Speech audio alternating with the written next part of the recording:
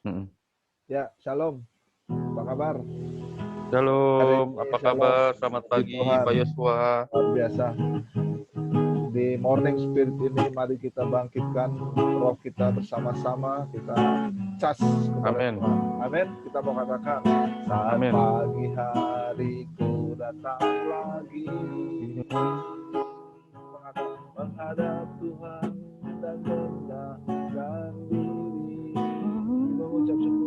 Mengucap syukur buat hari yang Kau beri.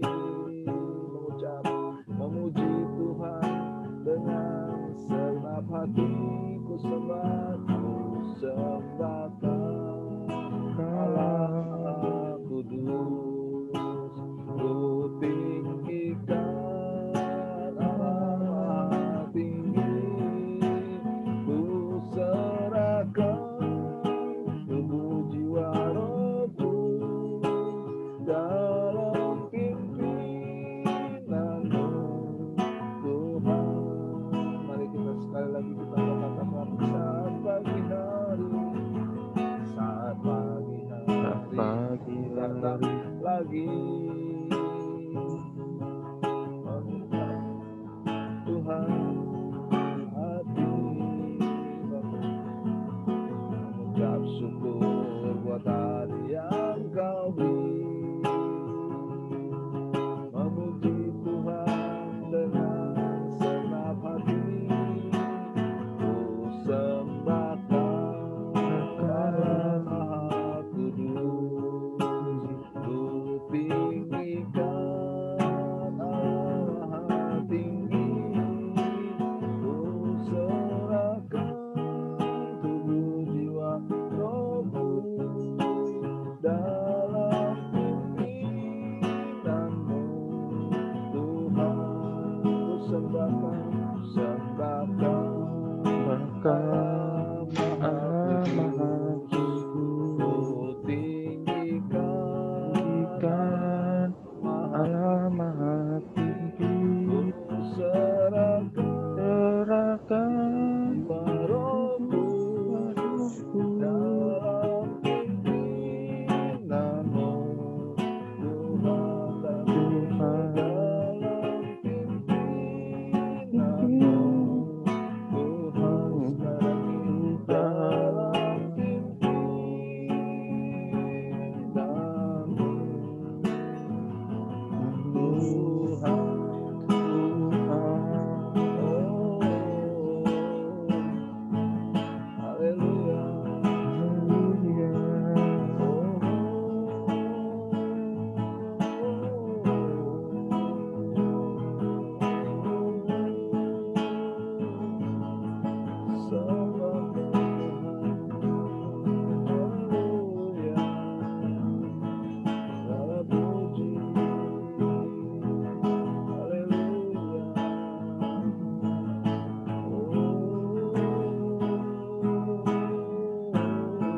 Terima kasih Tuhan buat segala yang Tuhan kerjakan.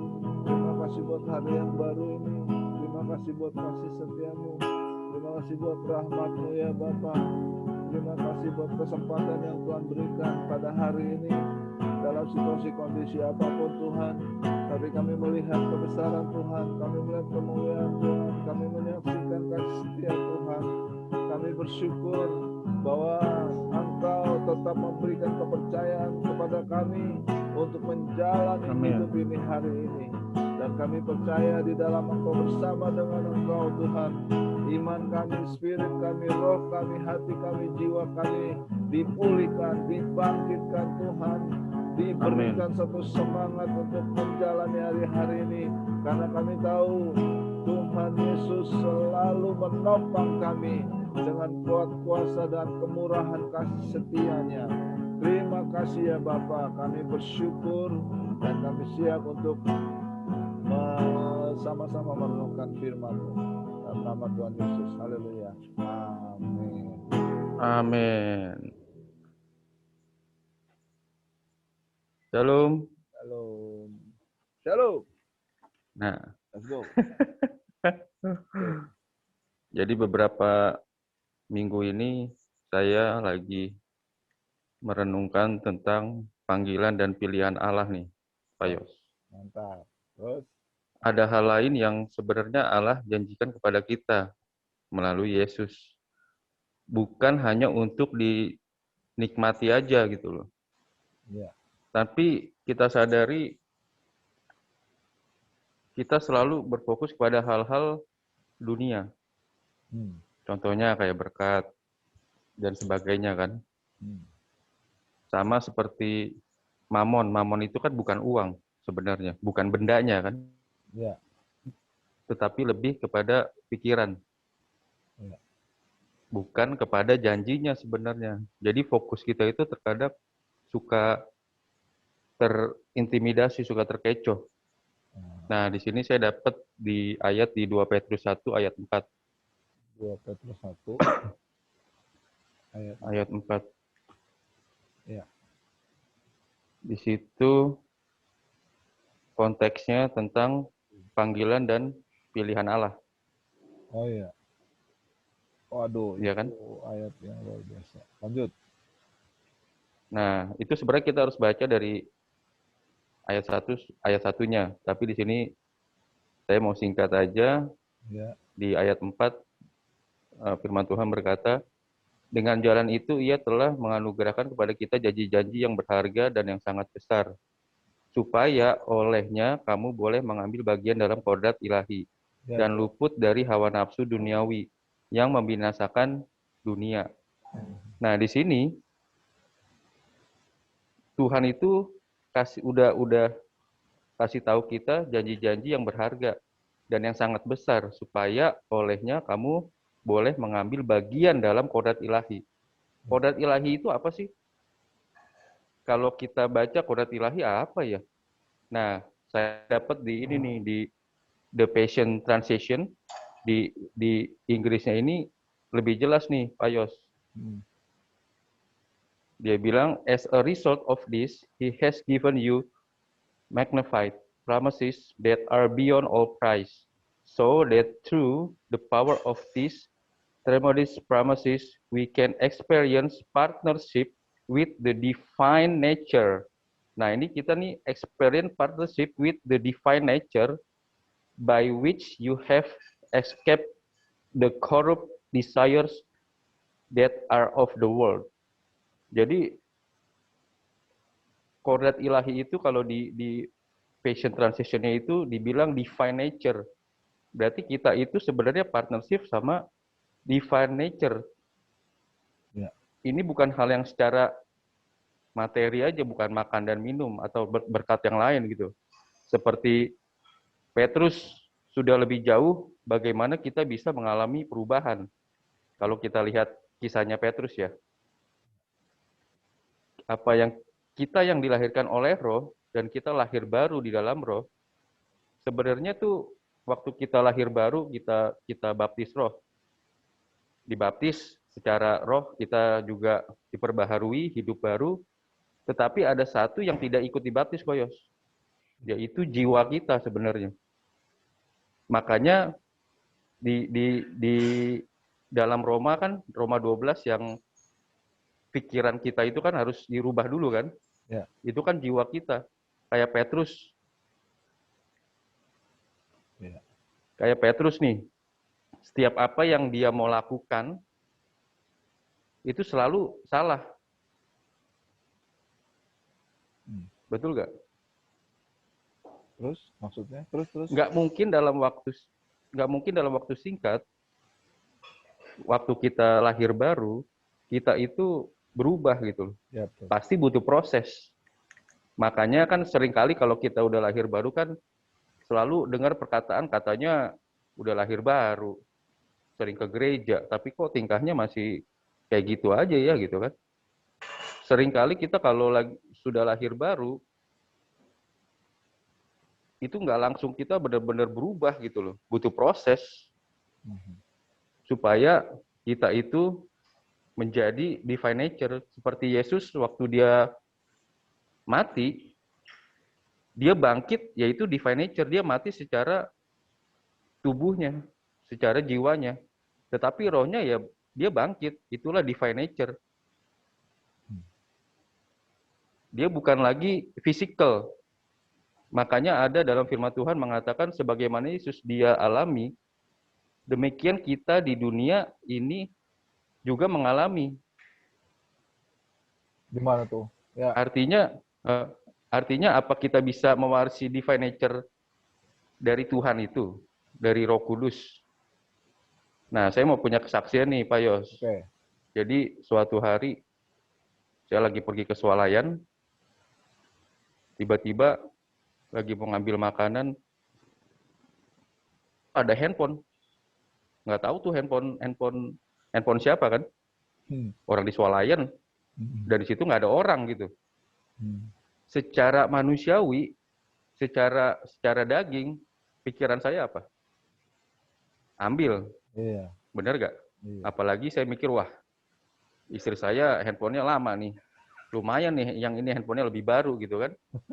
Itu secara manusiawi. Betul nggak? Betul. Tetapi secara roh kita, itu di dalam hati kita tuh kayaknya kayak ketakutan gitu. Gimana sih? Yap. Waduh, ini gimana ya? Ini gimana ya? Sampai saya tuh waktu itu telepon Pak Iwan. Gimana nih Om gini nih? Dia bilang ya udah, orang nggak ada orangnya. Nah, saya tuh sempat pergi ke WC, itu saya matiin handphonenya. Saya kan dulu kan main handphone kan. Tahu lah. Tahu, saya pikir wah ini saya matiin, udah saya reset ulang, udah selesai. Nggak akan bisa dilacak dan sebagainya kan. Tetapi di hati kita itu nggak damai sejahtera gitu, ketakutan gitu. Akhirnya saya mutusin, wah ini nggak bener nih kalau kayak gini. Udah saya nyalahin lagi tuh handphone. Nah, beberapa saat kemudian tiba-tiba ada yang telepon, saya angkat. Ternyata yang punya itu telepon. Dan orangnya itu sudah di rumah. Dia akhirnya telepon, di mana Pak? Di swalayan nih, di Tip Top Gaplek tuh. Ya udah akhirnya saya tungguin di situ dan saya berikan gitu. Nah, itulah apa pikiran dan keinginan kita dari hawa nafsu duniawi. Sama yang tadi dibilang di Fashion Transition itu kan. Dia bilang yang by which you have escaped the corrupt desires that are of the world. Jadi keinginan-keinginan hawa nafsu duniawi itu yang dapat membinasakan kita sebenarnya. Jadi mulai dari pikiran, seperti kemarin Pak Yos khotbah juga mengenai 666 chip.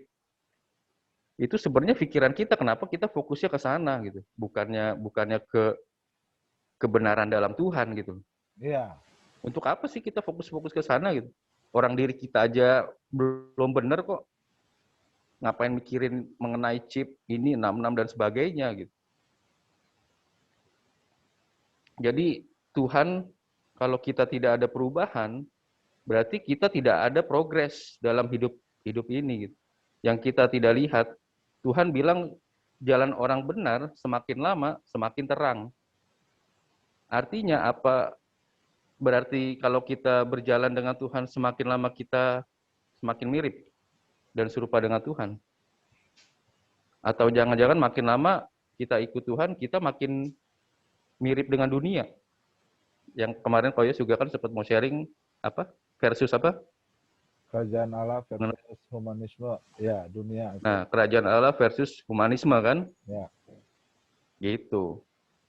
Jadi itu aja sih yang saya mau bagikan pagi hari ini, Pak Yos. Sip.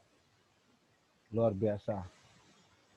Jadi memang inilah sekarang satu-satunya sebetulnya kurikulum kita ini, kalau ibarat anak sekolah, ya kan, kurikulumnya itu apa? Be a partakers of the divine nature. Atau apa tadi kalau bahasa Inggrisnya? Divine nature. Enggak, sebelumnya divine nature. Kuasa ilahi. Bukan. Kodrat Allah. Sebelum bahasa divine nature-nya apa coba tadi? Kerjasama apa? Kalau di sini partakers of partnership. Ya, jadi bukan berarti menghilangkan satu nature alami kita gitu. Tapi divine nature itu ilahi, itu makanya disebut dengan kodrat ilahi. Jadi kita harus bekerja sama antara nature kita yang duniawi ini, ketika kita menjadi bagian dari nature ilahi, ya maka nanti kita akan bisa mengalami seperti yang dialami oleh Kristus kayak gitu. Jadi satu-satunya menjadi tujuan, menjadi apa namanya, menjadi program, menjadi kurikulum, ya, menjadi apa yang kita mau capai, ya, itu adalah divine nature itu, kodrat ilahi. Yeah. Jadi bukan berarti terus dengan demikian berarti kita kemanusiaannya kita hilang. Sebetulnya enggak hilang. Cuma kita apa namanya, dibungkus atau dibawa naik gitu. Yeah. Levelnya ibaratnya seperti itu. Nah, tapi itu butuh perjuangan. Ya, ujiannya itu seperti yang situ alami, bro. Ya, dulu juga saya pernah tuh ngalamin seperti itu. Ya, waktu saya di Lampung, ceritanya saya mau telepon pakai telepon koin, ya kan? Nah, waktu saya masukin koinnya pertama, kok koinnya nggak turun ke bawah? Wah, sebagaimana biasa kan saya apa namanya, gedor-gedor kan, supaya koinnya turun kan, maksudnya supaya masuk, jadi bisa nelpon kan. Waktu saya gedor-gedor begitu, malah turun berarakan tuh, koin-koinnya banyak. Waktu itu masih koin 100 perak. 100 perak. 100 apa 1000 ya? 1000. Seribuan perak. Turun banyak. Loh, kok banyak ini? Terus saya ulangin lagi, bro. Ya kan? Waktu itu sejujurnya, saya itu secara ekonomi katakanlah minim banget gitu istilahnya. Bahkan makan aja seingat saya waktu itu, makan itu loh, ubi, gorengan ubi kayak gitu. Hampir jarang saya makan nasi tuh waktu itu. Makan nasi kalau ada yang ngasih aja. Kalau enggak saya makan ubi waktu itu. Karena pas lagi kondisinya nggak baik, darurat. Saya ulangi lagi, begitu juga. Saya gedok lagi, dok gitu. Dok, turun lagi, berdok gitu. Sampai berapa kali, bro? Saya itu setelah selesai, keluar semua, saya akhirnya bisa nelpon, rupanya kepenuhan kali ya, nggak tahu kepenuhan atau gimana. Tahu nggak, bro, waktu saya hitung hampir 100.000, bro.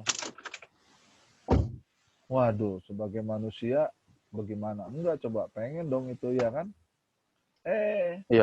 Akhirnya apa? Akhirnya saya sama kayak orang ketakutan gitu. Akhirnya apa sih? Saya bawa, bro, ke kantor Telkom gitu. Saya sampaikan saya bilang, Pak, maaf ini di box telepon yang di jalan ini kira-kira seperti itu, ya kan? Ini saya seperti ini keluar, saya kasih tuh di meja dia. Wah, dia kaget sekali, bro. Ya saya udah menyerahkan itu, udah merasa aman, ya kan? Oke. Itu, bro. Jadi memang pengalaman kita sama tuh seperti itu. Kalau kita sudah berada dalam track ilahi, ya kan, kita pasti tidak apa namanya, kita pasti terus berusaha menyelaraskan hidup kita. Gitu, bro. Amin, bro. Amin. Oke, luar biasa pada pagi hari ini, dan ini yang harus kita apa namanya, renungkan, dan ini juga menjadi inspirasi buat semuanya, saudara sekalian, bahwa hidup kita ini bukan hanya melakukan apa yang biasa kita lakukan, ya, sesuai dengan cara pandang manusiawi dan duniawi kita. Kalau kita mau mengikut Tuhan, maka kita harus mengikuti cara pandang Tuhan. Amin. Nah, cara pandang Tuhan itu nanti akan melahirkan satu atau yang dilandasi dengan divine nature itu. Jadi ada satu kodrat ilahi. Tuhan sudah menaruh sebetulnya kodrat ilahi dalam diri manusia, tapi itu rusak. Gitu. Akhirnya jadi kodrat duniawi. Nah, sekarang kita harus berjuang untuk hidup di dalam kodrat ilahi, dan Tuhan Yesus sudah membayar DP-nya dengan darahnya sendiri supaya kita bisa masuk. Nah, tinggal kita terusin cicilannya di situ. Amin. Kurang lebih seperti itu, Bro Adam. Kelihatannya Bro Adam sudah dalam perjalanan, jadi supaya bisa cepat sampai di bandara, mungkin Bro Adam bisa, kalau sudah stabil, bisa sekalian closing statement dan closing prayer singkat aja, sambil itu bisa kali saya rasa. Ya. Koyo saja lah, lagi di jalan. Ya, nggak mau kasih closing statement sebentar? Silakan. Cukup. Udah. Mari kita tutup. Bahaya aja kalau udah masuk kampung-kampung, bahaya Pak. Iya. Order habis masalahnya Pak. Oke. Oh gitu. Dia prioritas Pak. Prioritaskan dari pusat. Oke, kita akhiri. Terima kasih Bapak. Kami mengucap syukur dan menyerahkan perjalanan Bro Adam ke dalam tangan Tuhan supaya disertai, dipimpin, diberkati, diurapi oleh Tuhan. Dan pagi hari ini, sepanjang hari ini kami serahkan kehidupan kami dan kami percaya penyertaan Tuhan sempurna. Dan lewat kejadian apapun dalam hidup kami, Tuhan Engkau sedang membentuk supaya kami boleh hidup mengenakan divine nature atau kodrat ilahi ini, dan itulah yang menjadi satu-satunya perjuangan kami. Terima kasih Tuhan, terima kasih. Dan saya hari ini ada berkat-berkat yang sudah Tuhan sediakan. Hari ini ada perlindungan Tuhan, ada keselamatan, ada pemulihan, dan juga penghiburan dari kuasa Roh Kudus ketika menghadapi apapun juga. Tuhan, kami percaya kekuatan Tuhan menyertai kami. Terpujilah namamu ya Bapa, dalam nama Bapa, Putra, dan Roh Kudus, kami serahkan hidup kami sepanjang hari ini sampai istirahat nanti malam. Dan juga terutama Bro Adam, dari mulai ke bandara sampai tiba di tujuan di NTT, dan selanjutnya selama di sana perlindungan Tuhan nyata, dan kami akan tetap bersama-sama akan doa pagi. Terpujilah namamu ya Bapa, dalam nama Tuhan Yesus. Haleluya. Yang percaya katakan amin.